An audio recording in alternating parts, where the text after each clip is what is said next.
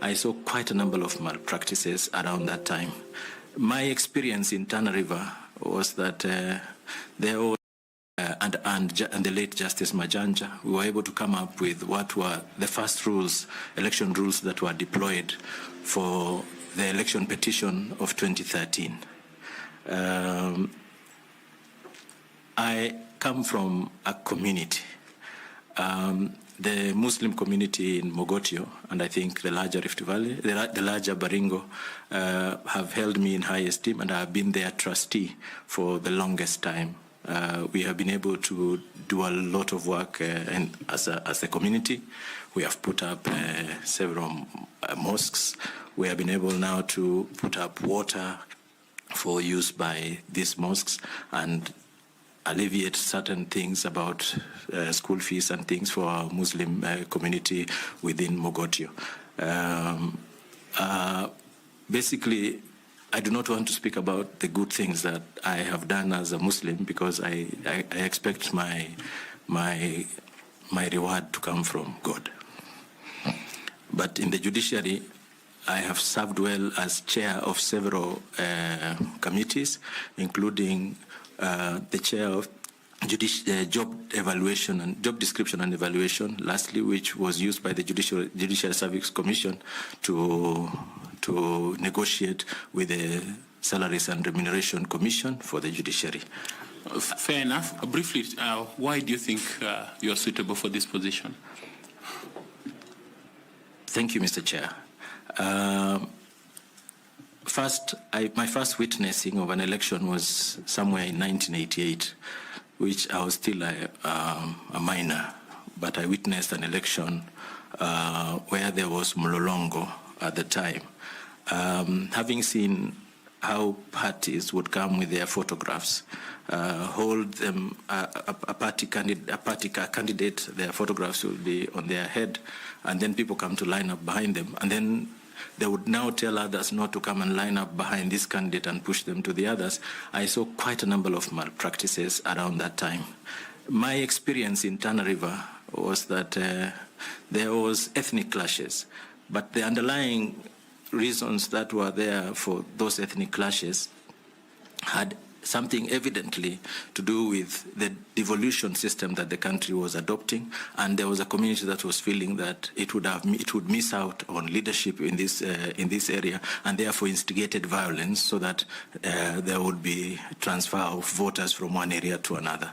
I think I'm suitable. I have held positions within the judiciary where I've discharged my responsibilities with utmost integrity and with efficiency and with professionalism. This job, before I applied, I had a discussion with people who matter to me, including my family and members of my family. And one of the things that was going around is that this is a very heavy position. This is a very tough job. And that even if you are a good man, chances are that you will walk out tainted. I said, this is the period where patriots step up and say that their country needs them. And this is the time, looking at what happened in the last election and what happened between the commissioners, I think this is the time to consolidate whatever we have so that we can at least induce in this institution some level of confidence and give it credit with members of the public, because there is a bit of loss of confidence in the institution, and I think good men must step up for this position. So fair enough, you're suitable because you think you're a good man. Not just good man, I am professionally qualified for the position. I've also served, and I know and understand how to manage organizations. Thank you very much. I will ask the Vice Chair, Ms. Linda Kiome, to take up the next section. Thank you. Thank you, Mr. Chair. Thank you, Chairman. Honorable Orot, the IEBC Act, it envisages a commission that comprises persons with mixed sets of skills and disciplines. Please tell this panel the the skills and competencies that you possess that brings in a new form of aura for purposes of your work as a chairperson of the Commission? Thank you, Madam Chairperson. First and foremost, the constitutional requirements are that you should be an advocate of a certain number of years in practice. Secondly, I have, like I've said, I've not just been your traditional judicial officer who sits in court, goes home. I've also served in capacities where my decision was required for the purposes of greater good of both the institution and the country. I bring in the skill sets of competence. I bring in the skill set of collegiality and teamwork and being able to achieve within a team. And I also bring a skill set of my professional qualifications as an advocate and having served. Like I forgot to mention that I have been a trainer with the Judiciary Committee on elections, and I have done 2 election disputes before me. And from from those 2 that I have been able to handle, I was able to mine what is some things that are important to bring changes into the institution of the IEBC. When I handled the election disputes before me, I was able to determine that there are gaps here that needs to be filled. And these are important tools that I bring with me. I also bring with me the judicial approach to issues. I'm a judicial officer, so I'm bringing with it decision-making where we import those values that come about with our decision-making approaches, where we do fairness, we ensure that parties are happy and are pleased with everything that we do in the determination of disputes that come before them. I bring also I think I want to wrap this into the Commission. I actually want to say that there is infusion of integrity. There is an infusion of integrity into the institution that has to come from the commissioners themselves, who must lead from the top. And I think I'm that person who will be able to lead from the top with that integrity. Thank you, Madam Chairperson. Thank you. Did you say you have any other training other than your legal and law training? Yes, Mr. Chairman. I am a continuing student of Masters in International Conflict Management. The only thing that I think remaining for me to conclude that is deliver my report. I had a discussion with my supervisor in early January, and I'm able to complete this so that by September I'll be able to graduate. And the reason it has delayed particular masters is because first I fell sick in the beginning when these issues when I concluded the coursework, and then thereafter I took up a task to do an interrogation of the conflict between the Pokot and Turkana, because it is home to me, and there are dynamics that are changing every single day, so I keep changing and reviewing my position on certain things. Thank you very much. Next, I would like to ask a member of the panel, Madam Caro Kituku, to take up and ask you some questions. Caro. Thank you very much, Chairman. Honorable Lolot, you have told us that you have not been a traditional judicial officer, in your own words, quoting you. The IBC chairperson is expected to have a legal background, which you have. So now please tell us, as a judicial officer, how have you contributed or been involved in elections or any electoral matters? And while at it, tell us what has been your major contribution to the electoral processes in Kenya. Thank you. Thank you, Madam Kituku. I have handled, like I have said, 2 election disputes, and they were election offenses. And there were serious election offenses that were the results of which were being awaited by the Supreme Court so that they can make a determination on a gubernatorial issue. And in the process of going through this election dispute that I handled, I was able to find gaps in the IEBC processes. For example, it was evident to me that those people who were charged before me, some of whom were IEBC officials, had one or two of them had been charged because they had forgotten and put every document inside the ballot box, so the ballot box could not be opened. There are documents that they are not supposed to put in the ballot box. So some had placed everything in the ballot box, and that raised suspicion that this ballot box is needed now to be reopened so that those things could be removed. And the suspicion on the candidate that lost was that this was intentional, and that there was stuffing of ballots. So that there was no scrutiny of the unused ballot papers. I think from here, I was able to find out that fatigue is a critical issue that affects election processes, and somehow IEBC as an institution has to create a policy on how they relate to this issue of fatigue during the electioneering process. Secondly, like I said, I was selected as one of the trainers by the Judiciary Committee on Elections to train my colleagues, and through a team, we were able to train our colleagues in the preparedness for election. When I was Secretary General of the Kenya Magistrate and Judges Association, this was between the year 2009 and 2013. And in the year 2009, there was a petition. There were petitions that were ongoing from the 2007 election cycle. And from this cycle, we were able to note that one of our judges, Justice now President of the Court of Appeal, Justice Musinga, was able to handle a petition in Kisii within 6 months. And then we said, if it can be done, then it's something that we are able now to create the timelines for it and then make proposals for it. So this is how, as a Kenya Magistrate and Judges Association, we are now able to now drive the effort that our colleagues and every one of us is able to conclude election petitions within 6 months. Secondly, I forgot to mention that I was representing the judiciary during the writing of the Constitution. The Committee of Experts needed to consult with a group called the Reference Group, which incorporated professional bodies and other bodies of interest to the country, like TSC and others. So, Kenya National Union of Teachers and others. And in this process, when writing this constitution and those aspects on the election, I was able to make the contribution, having gone back to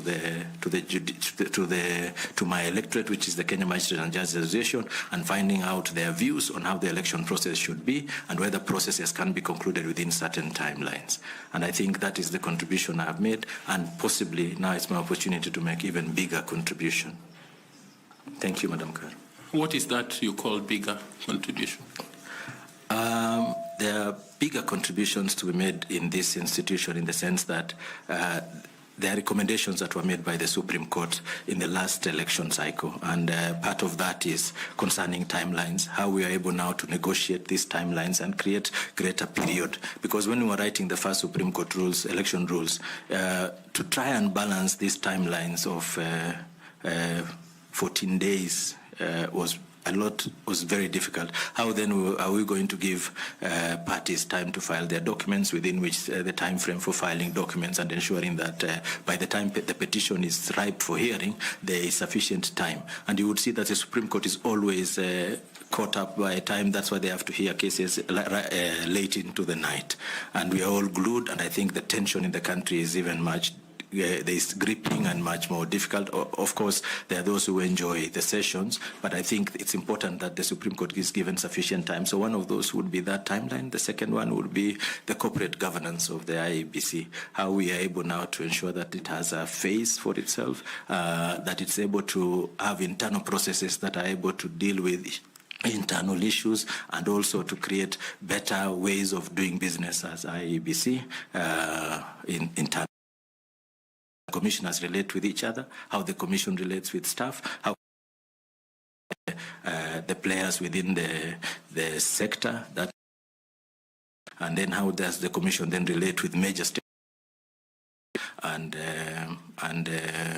the. Thank you, Madam Koki. Your questions. Thank you, Chair. Lorot. Good morning, Madam Koki. And welcome. Thank you. Today. The Kriegler report made some recommendations the IEBC in Kenya. I would like a question related. First, were the just that are strength.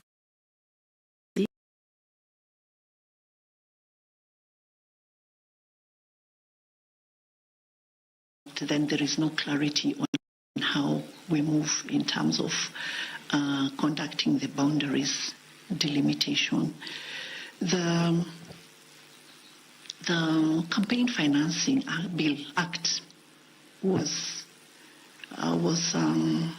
stopped by the court for certain reasons. It was a good law, according to me, that would have helped us to decommercialize campaigns and elections, would have helped us to be more accountable, more transparent in the sources of funding when it comes to elections. But there is a conservatory order that is still there since 2017, and I think that issue needs to be resolved. And some of these issues can be resolved just by reaching out and having continuous engagements with the different stakeholders.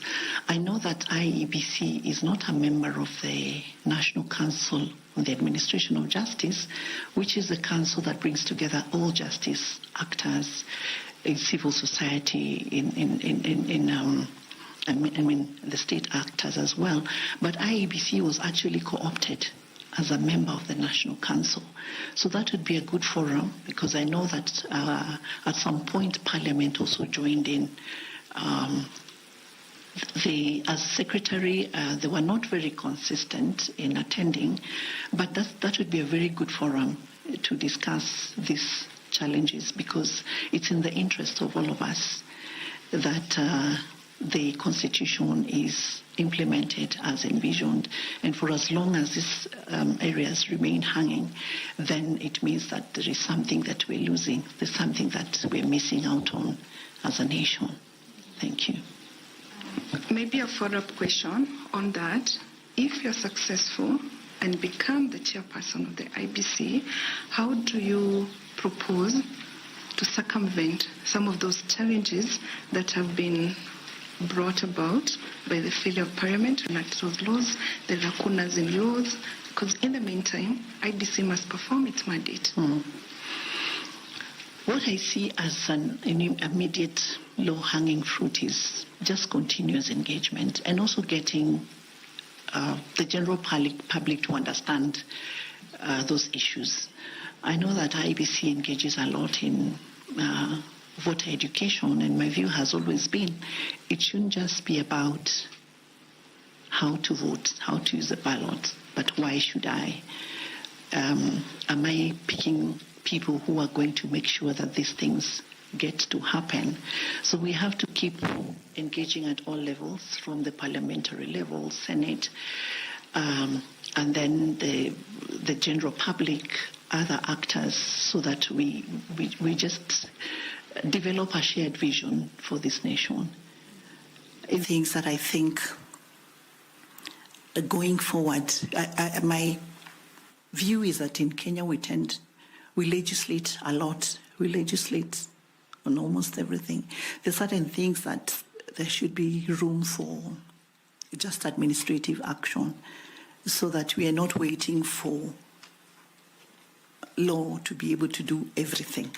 I think there is that issue of trust, and so because of that, we tend to legislate even the smallest thing that can be done just administratively through maybe a policy framework.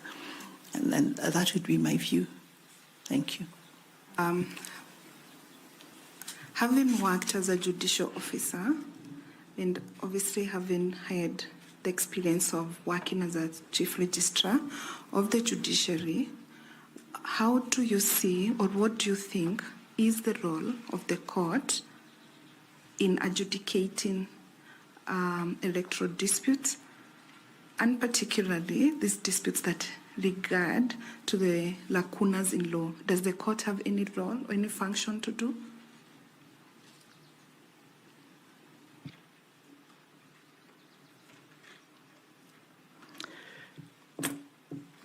Okay, where there is, I'll begin by saying that yes, the court has a big role in adjudicating electoral disputes, and the legal framework allows for, we have the Political Parties Disputes Tribunal, which is a subordinate court under the judiciary, and then during the electoral, the election petition periods, we have courts gazetted to deal with disputes. So indeed, the judicial officer has a role to adjudicate on electoral disputes. Does the court have a function where there is lacuna in the law? Yes, it does, and mostly at the level of, because legal interpretation, constitutional interpretation, is a function of the High Court. So if a question comes, a question arises, the court would have an obligation to make a pronouncement. There is law that is called judgment law. I think the law can make a pronouncement that can guide. I know that the Supreme Court has dealt with a few advice.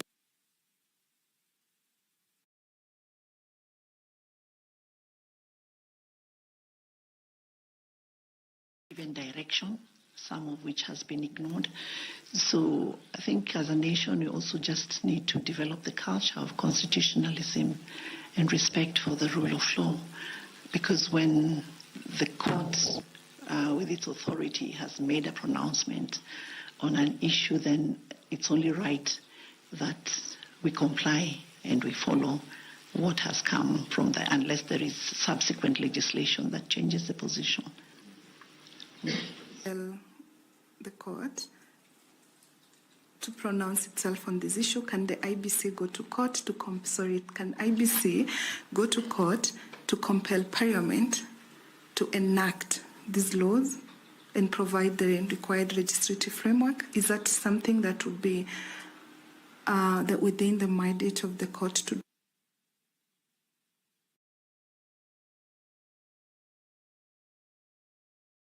Politically ideal for IEBC to do so. IEBC compelling Parliament to legislate. I think IEBC can go to court and ask for anything. My only doubt is whether it would be the right way, the right path, because I believe more in engaging with the lawmakers, taking into account the view that if the lawmakers are hesitant to legislate on a particular thing, because we know that the courts have also pronounced themselves on certain issues that Parliament has still not done. So we also don't want, even as you consider that as an option, you don't want to go through a process of that nature in futility. So I would still prefer the engagement negotiation process as opposed to an order which might be in vain. But yes, indeed, the court can pronounce itself and say, indeed, this law has to be passed because the Constitution says so.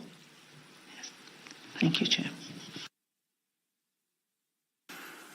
Given that during your time at the judiciary, there were constant complaints about inadequate funding.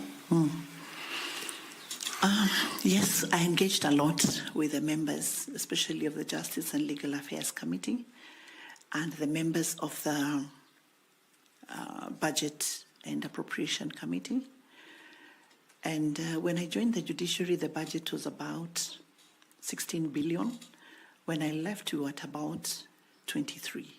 It was still way below our resource requirement, but progressively it was increasing annually. So we have to just keep at it, because the option is not to push for it and remain with nothing. So we kept engaging both informally and formally.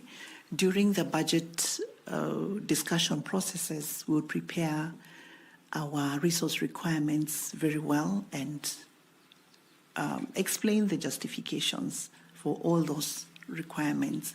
And we'd constantly compare the budgetary allocation for Parliament, which only operates in Nairobi, with the judiciary that has about 140 court stations across the nation. When I joined the judiciary in 2014, our budgets were at par, 16 billion, more or less. And within 5 years, Parliament had double the budget of the judiciary. Yet they operate only in Nairobi. They have very few staff compared to the judiciary. So they have that advantage that it's them to decide the appropriation of resources. The judiciary is, and it's not unique to Kenya, it is something that you see across the jurisdictions, that the judiciary tends to be the poorer cousin of the three arms of government. So it helps, it does help, because there are times when you're able to push and get something more, and you keep using it as long as you're using it with prudence. And as I said earlier, we had very little money, but money to have a very vibrant and robust ICT system, just with the little that we had. So we were able to be prudent in the use of resources, apply little to do much. So if you don't have enough resources, then it's about how do you apply it to maximize on what you have. Thank you, Chair. Thank you very much. Appreciate it. I would like to ask Madam Dr. Koki to ask you some questions. Thank you very much, Chair. Good morning again, Honorable Amadi, and welcome to this interview session. It's not really an interview session. We're having a conversation, a dialogue. You spoke a little bit about over legislation. When you spoke, you said that some things can be addressed by administrative action and so on. We notice, however, that since the promulgation of the 2010 Constitution and the elections that have been held under the Constitution, we have seen every one of them, the validity of the election of the President has been questioned and therefore has been challenged in the Supreme Court. And after every decision of the Supreme Court, we have seen recommendations of reforms that are required, legal reforms that are required to be done in relation to the process of elections by the IEBC. And we have actually also seen from the strategic plan of the IEBC 2020-2024, they identified over legislation as a challenge for them. Yet, we have seen this happening each time. So I wanted to ask you two small related questions. The first one was, in what areas would you say there has been specifically over legislation? Welcome to QNet's world of new beginnings, where every sunrise is a promise of our commitment to you, your health, your dreams, your planet, and your community. Vote per polling station. The regulations give the number as 700 per polling station. And from our voter turnout history, our voter turnout is around 65% on average. There are stations that get as low as 40%, others as high as 90%. So with 700 people per polling station, right now our register has about 22.3 million registered voters. So if you put the number at 700 voters, we then end up with over 45,000 polling stations. If this was dealt with administratively, so that maybe you can decide that you increase the number to say 1,000 per polling station.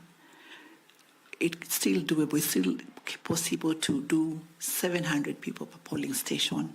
If 700 turn up, if 600 turn up, you can still manage them within the day.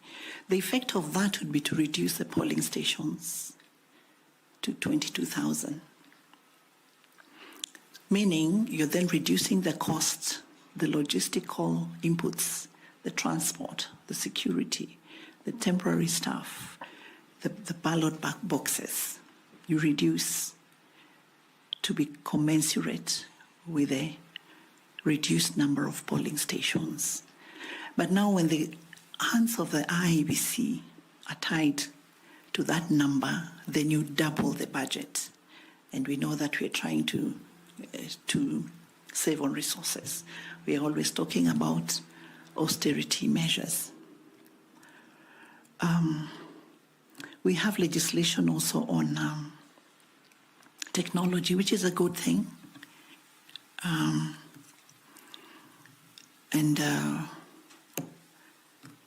Technology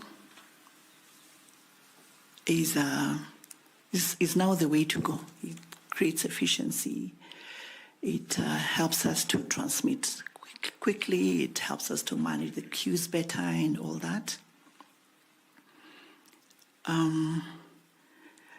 So it shouldn't be too prescriptive, because then there should be allowance for innovation, because technology keeps changing. It changes very fast. In fact, I don't like it because the in thing is always on its way out. You can't keep up. So I think there should be room for innovation, so that then you're using the best innovation possible. You're using internal capacity to the extent that you can. There are areas like those that really can just be done administratively without being too prescriptive. Thank you very much. The second question related to that is you have spoken about those things that can be done administratively. I would like to ask you to tell the panel what proposals would you have and at what stage? Proposals for the specific areas that need to be addressed administratively? Yes. And at what stage? Mm-hmm. Okay. One of the committees of the IEBC is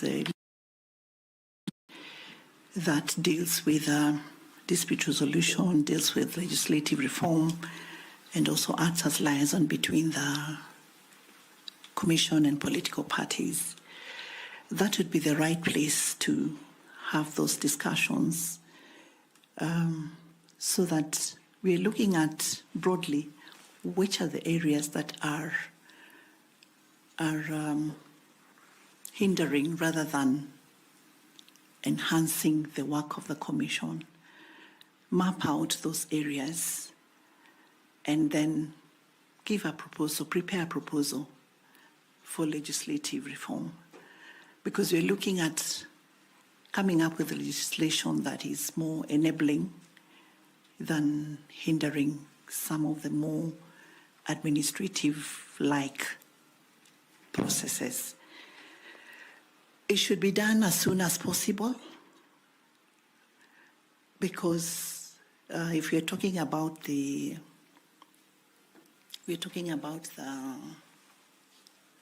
elections of 2027, the time is very short. Time is very short. There are counties that do not have representation, which have to be prioritized. So that the time is not there. Everything has to run. You have to find a way, the team that is going to come in to run all these aspects simultaneously. The sooner it is done, the better, just so that the IEBC is facilitated to operate with more in an easier environment, legal environment.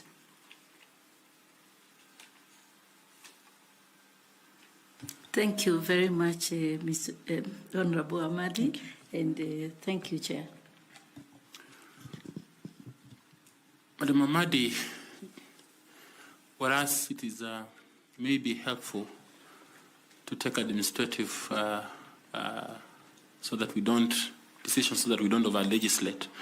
For instance, in the matter you raised of the polling stations, whereas that may be better for the pocket of the taxpayers, how will that be counterproductive for the voter?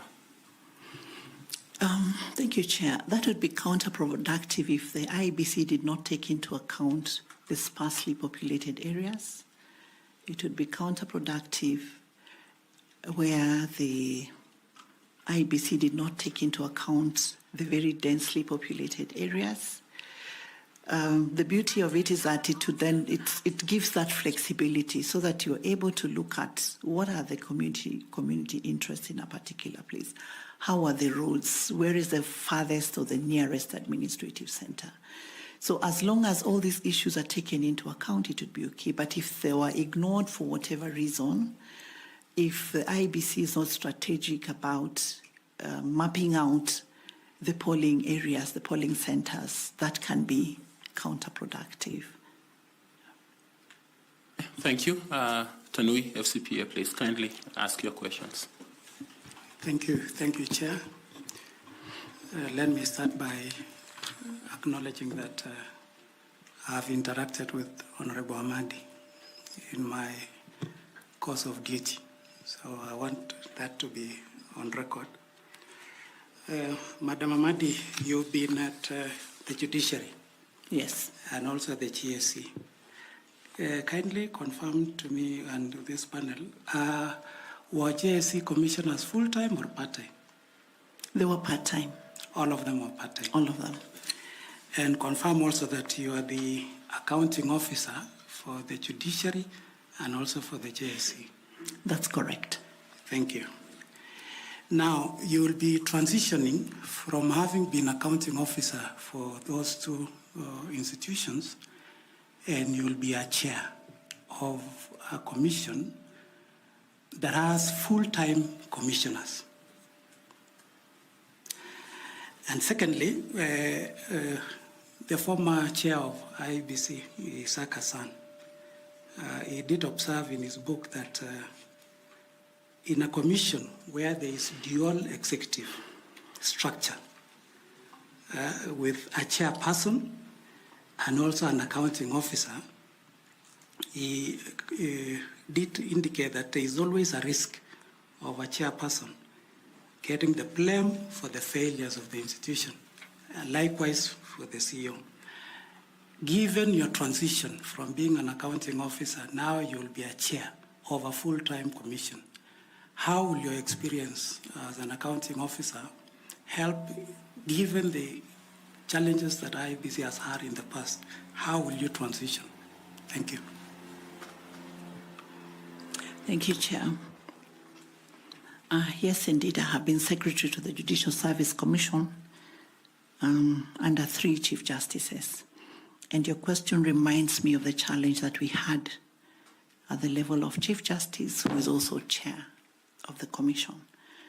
Because remember, the Chief Justice, as head of the judiciary, also reports to the JAC.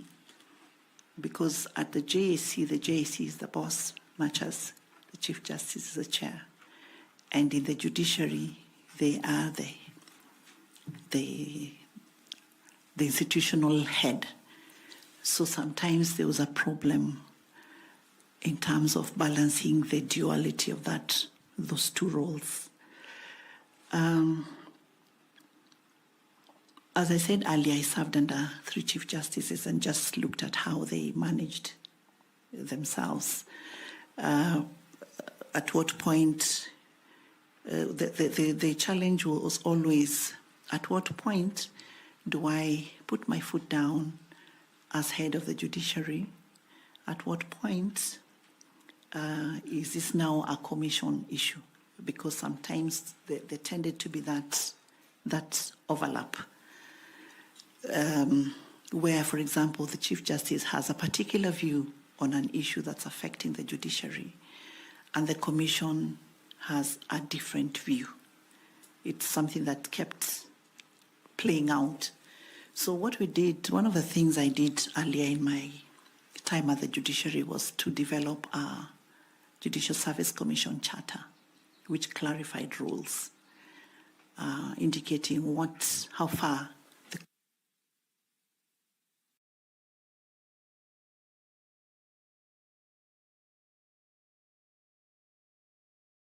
has to do. So that is what guided. We had a charter that helped us to manage that. A lot of times we also just had to, and that is something that I think is going to help me, is about just having informal discussions about certain issues so that you minimize on the potential conflict. So yes, the charter, and just sticking to the rule of law. We had a lot of governance trainings, capacity building for the commission, because they kept coming in at different times. This particular one is unique because the panel is handling the selection process for the entire IEBC commission.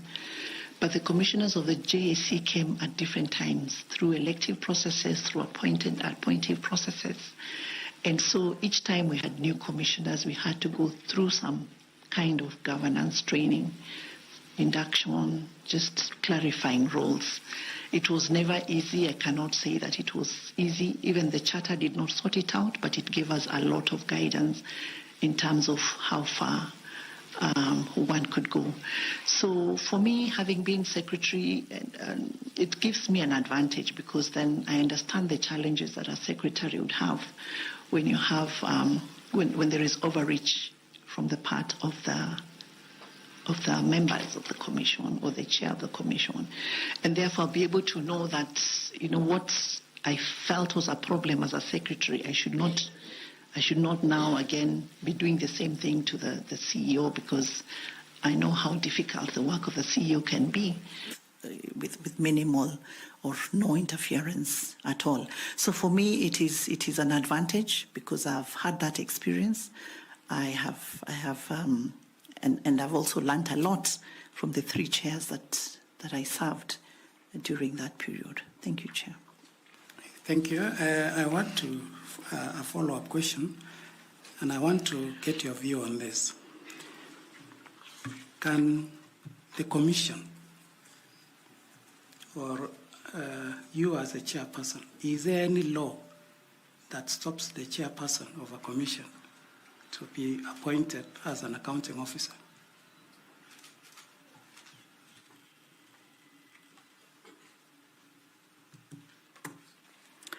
I'm not aware of any law. It's more because the appointment of accounting officers is technically by the CS National Treasury.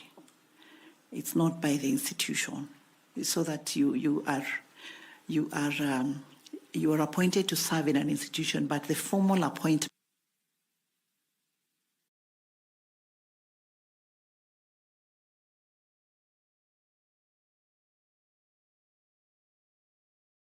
Treasury. If a chair was to be an accounting officer, I think there would be a lot of problems, governance-wise, because then the chair is supposed to be playing an oversight role. So if the chair is again the accounting officer, there's obviously conflict there. It will be difficult to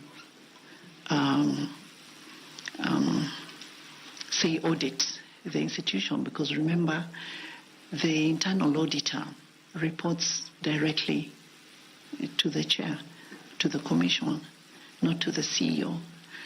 So if the chair is then again the accounting officer, there is a problem there. So I'm not aware of the law any law that stops that, but I know that it doesn't. It would be a huge governance problem, to be problematic in any institution. Okay, thank you, Chair. Thank you. Mr. Misati, you have, please do ask some questions. Thanks so much, Chair. Honorable Amadi, you are aware, and it is in public knowledge, that in some instances, we have had the Secretariat, the CEO of Please speak closer to the mic so that the Secretariat, who have had a very stormy relationship with the chair or the commissioners. And in some instances, we have had others who have had a very cordial relationship. Would you term it a personality issue or an institutional structure issue from where you sit? And given an opportunity, would you be able to make any changes, or you would want to maintain the status quo? Thanks. Thank you, Chair. There are several reasons that cause tension between the chair and secretary, or the commission and the secretary. One could actually be just personality differences. If the two cannot agree because they're just different in their nature, right there's a problem. The other issue could be overreach, where the secretary feels that the chair is trying to interfere and they are trying to stand their ground, and there is no understanding between the two. Sometimes there is just institutional dysfunction where things are not properly structured, and so when things are not properly structured, there is a lack of clarity. It causes a problem. But there is a way of dealing with that. One of the ways is, first of all, for people to understand their respective roles. And if there is a set of rules or a charter to guide that, better still. It is also important that, because the chair is the leader, it is the chair because the chair is the person that is giving direction. If, for example, the secretary, the CEO, is not taking instruction or not doing or not implementing the resolutions of the commission, because really one of the roles of the chair of the secretary is to ensure that all the resolutions of the commission are implemented. It then becomes a disciplinary issue, because that is a role that is assigned by their job description, so you cannot get away from that. If the relationship is stormy because there is, personal interest, that sometimes does happen. It poses a difficulty for the institution. So what I would do in terms of having a cordial and a professional working relationship with a secretary is, first of all, to get to understand them. That you're working with. What is he like? What is his leadership style? What are his values?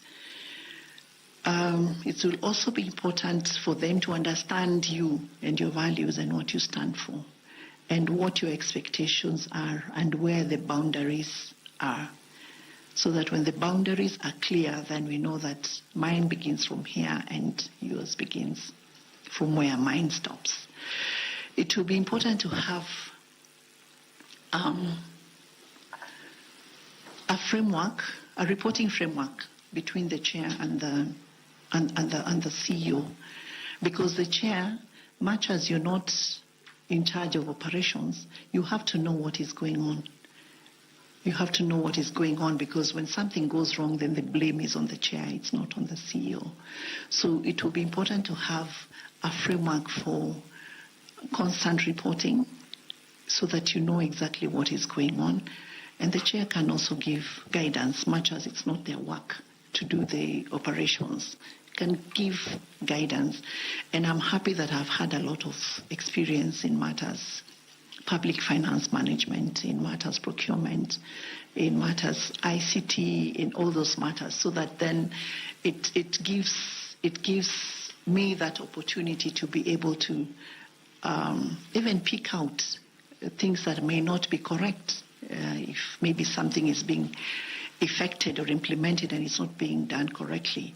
Coming from a position of knowledge, it makes it very easy for me to be able to do that. And the working relationship has to be respectful. There has to be mutual respect from both sides. Then that reduces the tension. It is good also to acknowledge the good things that the Secretariat is doing, so that it's not always the bashing. Being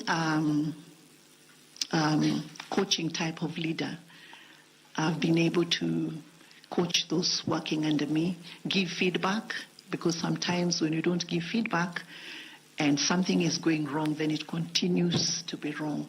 But with a good feedback mechanism, it is then possible to create a relationship where expectations are clear, where roles are clear, and where tension, if any, is minimized. Thank you, Chair. Thanks. As a follow-up question, from your answer to the panel, it's like you're saying both personality and the structure of the institution, they play a role. Yes. So from a practical point of view, from your case, would you be evaluating the kind of person you find in, or would you make any changes? I wanted to know that. Okay. Then the other thing is that you mentioned about the issue of when you were initially, when you started, you mentioned about the pressure in the IEBC. Would that be something that will make you make a decision in terms of this an institution that has this pressure? So the role of the commissioners and the role of the Secretariat has to be distinguished, because it's only the commissioners who observe the pressure.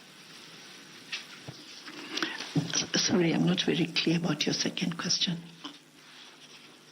You said that this is high-pressure institution. Yes. And from your statement is that the chair or the commissioners who are answerable out there. So how do you distinguish? You become a sub.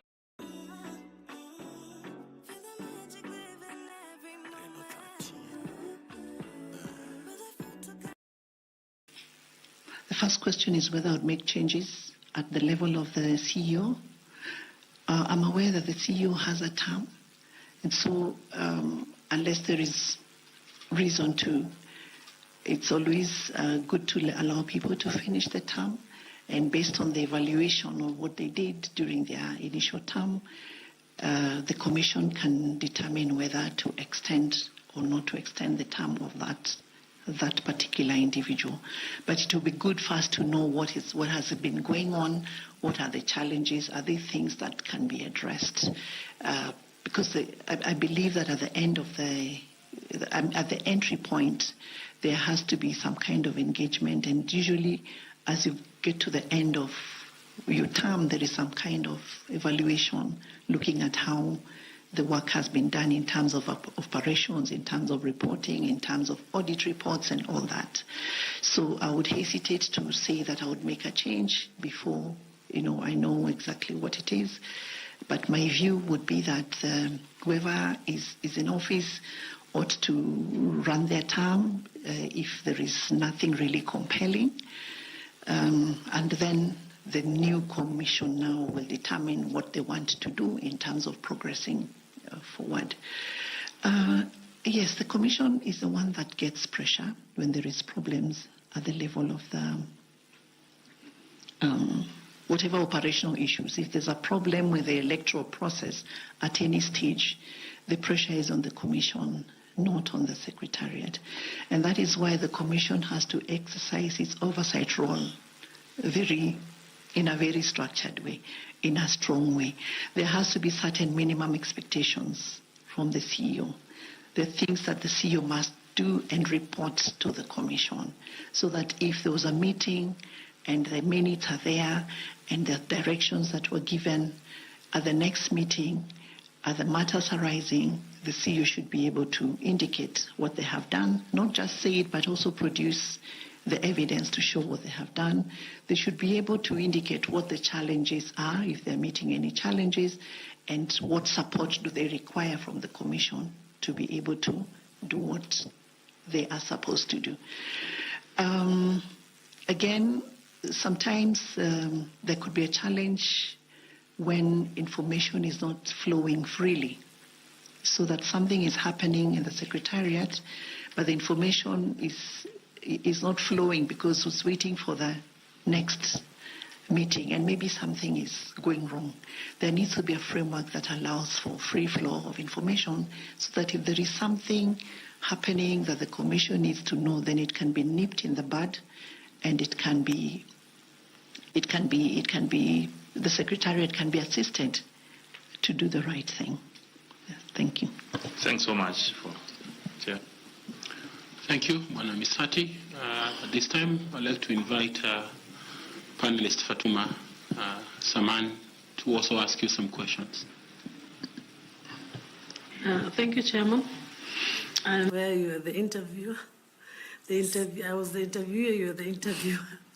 The roles have changed. That's on a light note.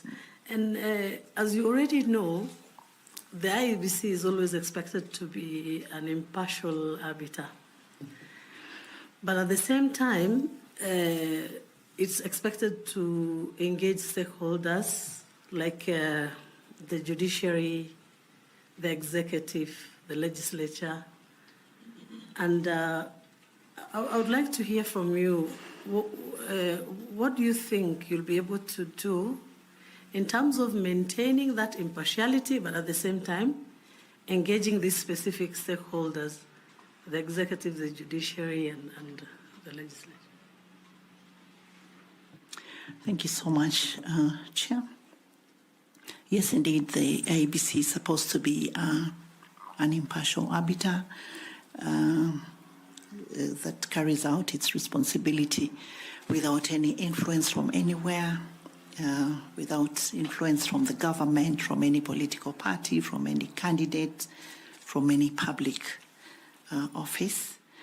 And it is indeed true that stakeholder engagement is very, very important. It's very important. In fact, there is no institution that can run without engaging stakeholders, because we cannot work in silos. We have to work with partners. In engaging with stakeholders, first of all, you have to map them out and know who are the people that I need to work with. Is it the police? Is it the DPP? Is it the judiciary? Is it civil society organizations when you're talking about voter education, for example? Is it DCI? Is it based on whatever it is that the IEBC is seeking to gain from the stakeholders? All those engagements must be on the basis of the rule of law. All the engagements must be on the basis of strict observance of the rule of law and based on the respective mandates of the IEBC vis-a-vis the mandate of those other institutions. If it is, for example, the police, and you're seeking to effect arrests for people who have violated the Election Offences Act, then you're operating just on the basis of that, following the law. If it is about witness protection, it's the same thing. So stakeholder engagements have to continue, but based on the rule of law. Thank you. On a follow-up question, would you, if you were to consider developing a stakeholder engagement guideline, what are these principles that would guide the stakeholder engagements? apart from the rule of law, of Yes. course, you've mentioned. Okay. There's the issue of common interest. What are we interested in as IEBC based on the mandates of the other organization or institution? You will also look at the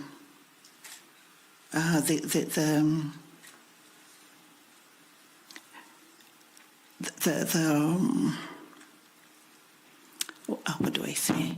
You'd need to look at what is it that IEBC requires? What kind of support does IEBC require from the other organization? It also has to be based on mutual respect.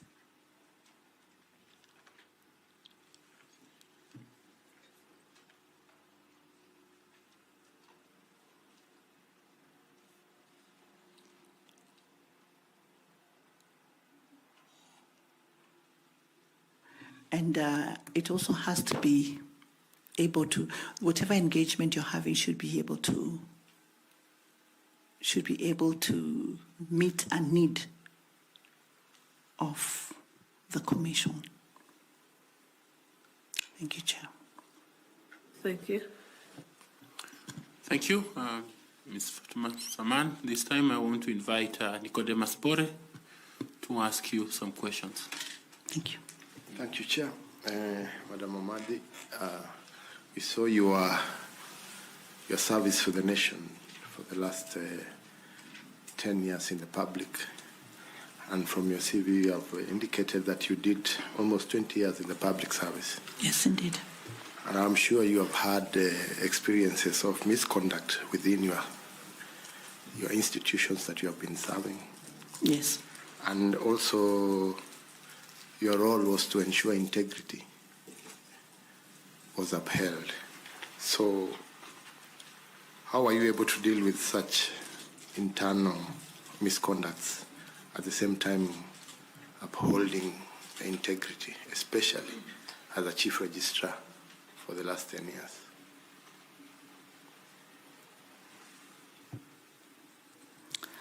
Okay. Yes, we had a lot of challenges with integrity issues in the judiciary. It's in the public domain. We know that we have very many good judicial officers, but we also have those that disappoint, and it's really a national problem. So some of the integrity issues that we had at all levels, at the judicial level and at the administrative level, included things like allegations of corruption, allegations of bribery, allegations of improper influence,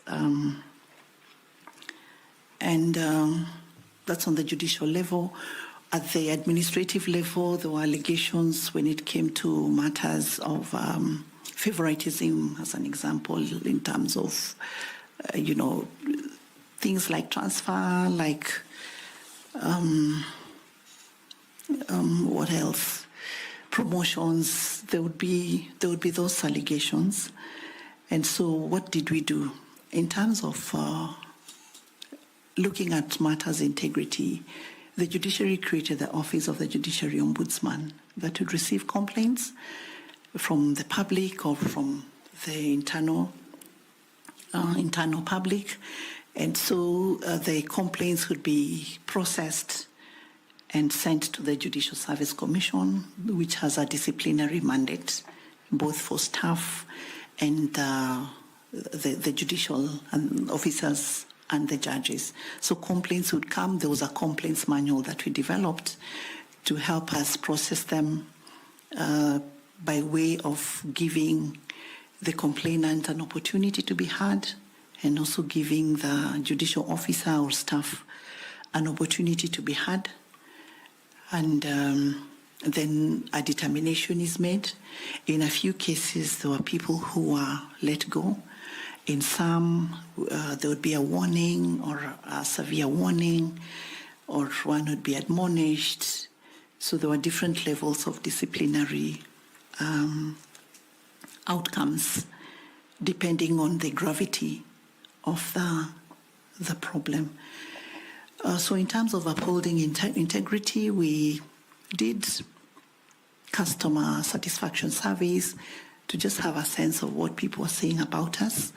Initially, we got a very low percentage, and the subsequent ones kept getting better and better because we were able now to identify the areas where we were being hit the most and trying to put measures in place to make sure that we try and deal with the issue of upholding integrity. One of the initiatives that we put in place was to have integrity assurance officers in every court station. So every court station had to pick 2 people to be the integrity assurance officers, and we partnered with the IEBC to train them so that then they would know what to look out for and indicate who was doing what. It was still new by the time I left the judiciary, and I hope that it is progressing well. So apart from the Office of the Judiciary Ombudsman, we had the Integrity Assurance Officers, and we also had the Judiciary Leadership Team that then would deal with certain aspects of concerns that were coming from the court stations, especially where there is no report. Because one thing you realize is that many times people will say, court so-and-so is corrupt, but they will rarely come and say, I gave this or I did this, because things are done under the table.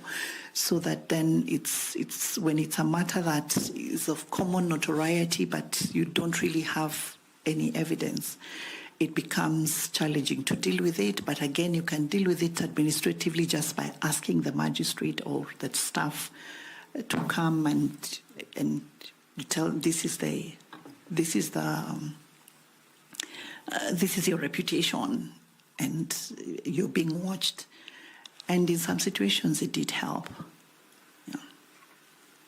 As a follow-up question, the position you have applied for is of very high public scrutiny. Mm-hmm. And remember, a year ago, before you left office, yes, the High Court issued orders to freeze your personal accounts. Yes. And those of the law firm associated with yourself. Yes. That is Amadi and Associates Advocates in relation to a gold scandal. That's correct. It is alleged that you and other persons who are at the center of the gold scandal defrauded a British citizen of more than $100 million paid to the purchase of 1,500 kilograms of gold. That's correct. Which it is said you were to deliver in exchange for the payment. These are serious allegations. Very. And we wish you to have a chance to explain to the public yes, how this position you have applied for, noting the serious allegations of your involvement in the gold scandal. Yes. And maybe you can have a chance to clear the air. Yes. It is true that there was an order that was issued freezing my account, and I agree with you that the allegations are extremely serious. My response is this, that there was actually no reason for me to be in that case and named as the first respondent, because the firm that is involved, I resigned from it in 2014.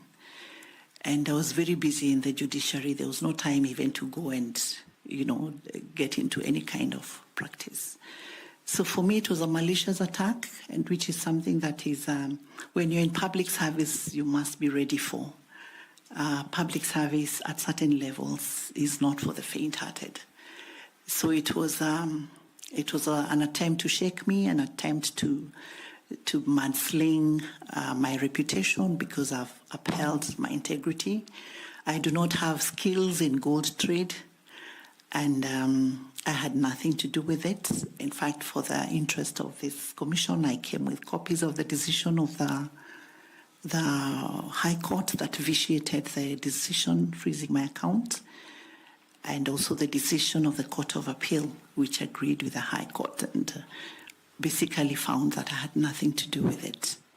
So I have the decisions which I can share with the Secretariat if need be.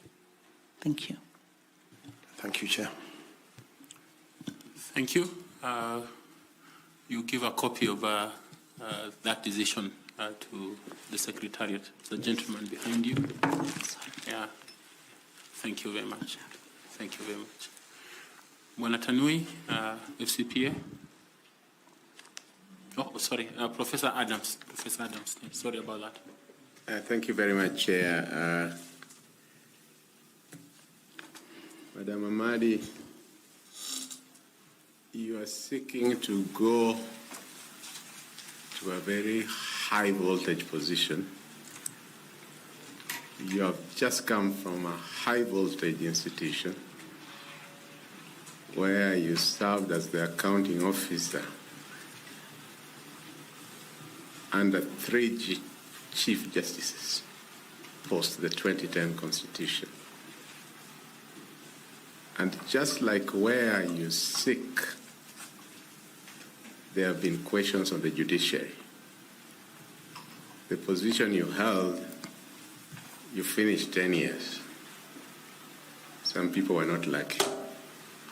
Where you are going, most of them usually also end up finishing their terms. And even when they finish, the country is usually divided as to whether they are a hero or a villain. Looking back to the institution you have just come from, bearing in mind that there was the Ringera team, that there was the radical surgery, that there was the vetting board, and still questions arose, still arise to this day on that judiciary. Looking back on your service, is there anything you would do differently in terms of promoting institutional integrity in the judiciary? Looking and reflecting now that you have exited. Yeah. Thank you very much. Indeed, I have come from a very high voltage position, and I was very conscious of the fact that IEBC is also very high voltage before I consulted within myself and decided that I wanted to give it a try. I don't know whether it's because I'm used to it, but I know that I've been tested and I have been tried, and I've undertaken high voltage national processes relating to the transition of 2 presidents in this country.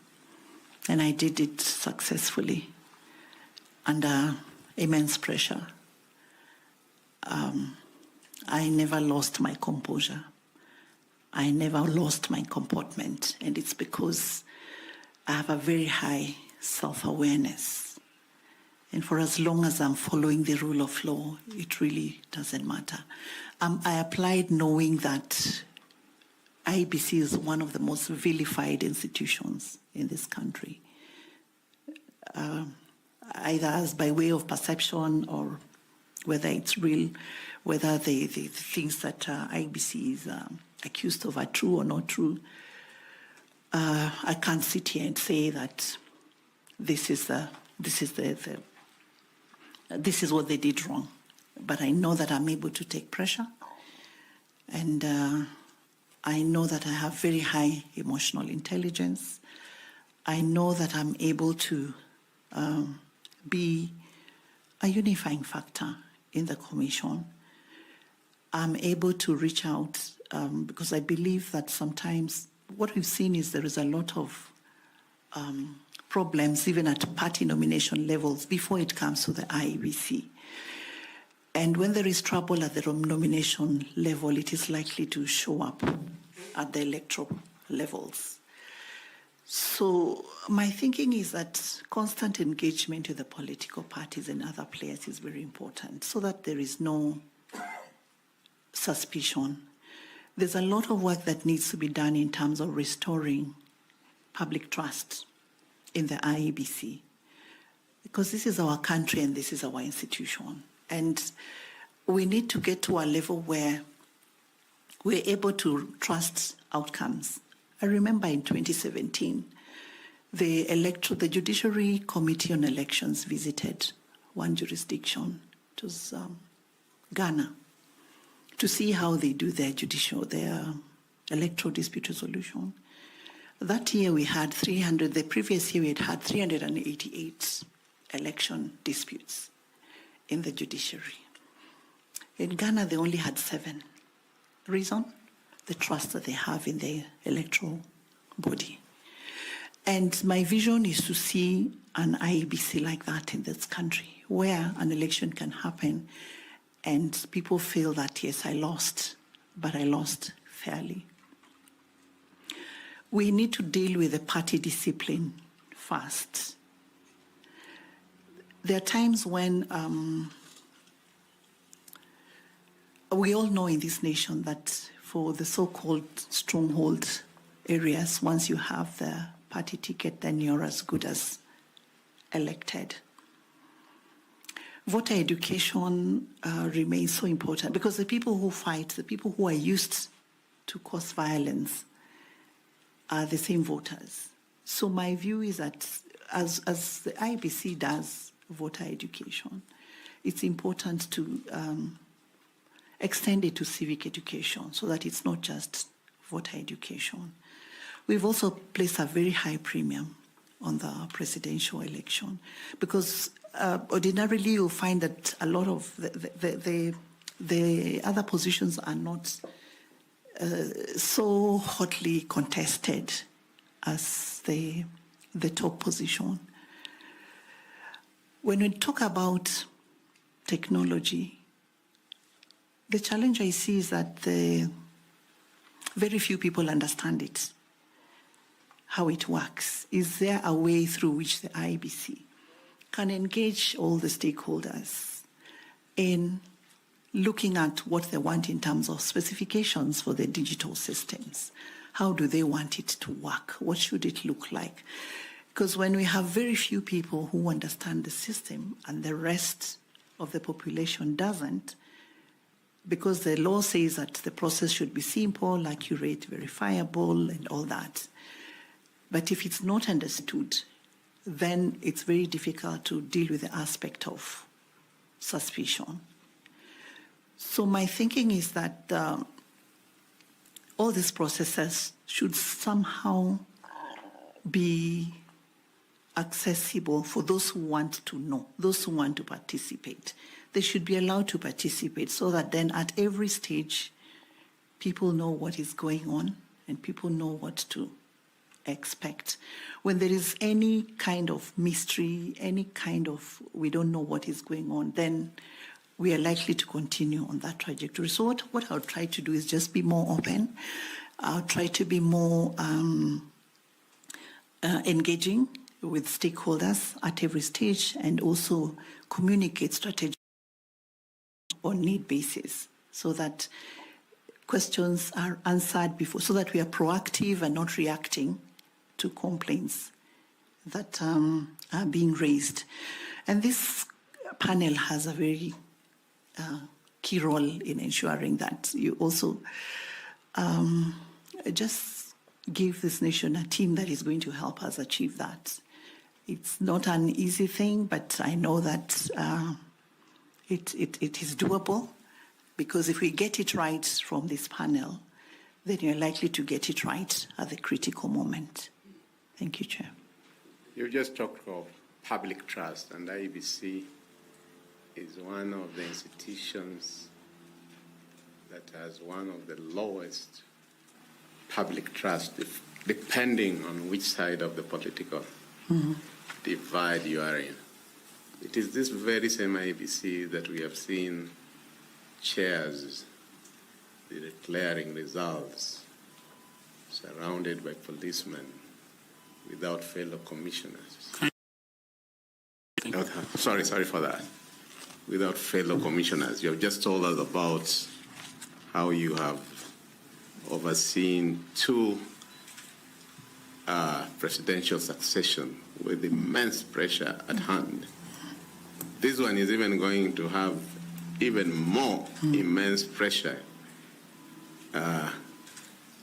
And the country is looking, as you correctly say, can we get it right this time?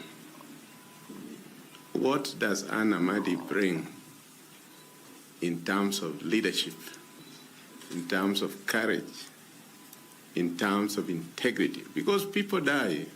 We know of very key officials who died in unexplained circumstances up to today. It will be high voltage.